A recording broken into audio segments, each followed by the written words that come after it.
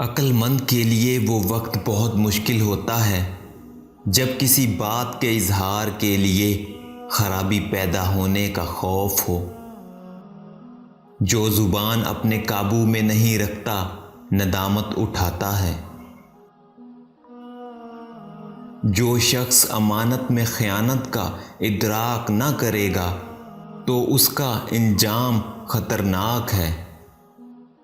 پوچھا گیا موت سے زیادہ تکلیف دہ چیز کون سی ہے؟ حکیم لقمان بولے، جب کوئی سفید پوش انتہائی مجبور ہو کر کسی کے آگے اپنا ہاتھ پھیلانے پر مجبور ہو جائے، وہ لمحہ موت سے بھی زیادہ تکلیف دہ ہوتا ہے۔ جو کام خدا کے لیے کر، اس میں بندوں کا خوف نہ کر۔ جو نصیحت دوسروں کو کی جائے پہلے خود اس پر عمل کرو۔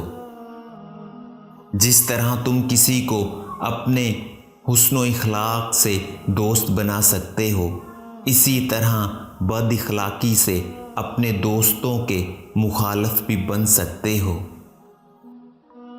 اگر آپ کی دعا قبول نہ ہو رہی ہو تو آپ کو ہرگز غم زدہ نہیں ہونا چاہیے۔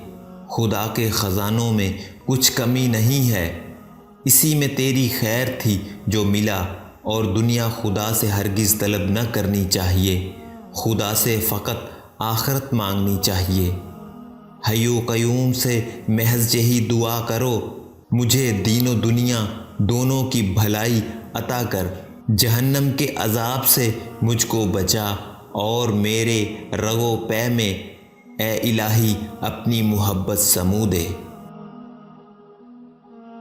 سب کاموں میں میانہ روی اختیار کیا کرو، اور کام کو عقل اور تدبیر سے انجام دیا کرو۔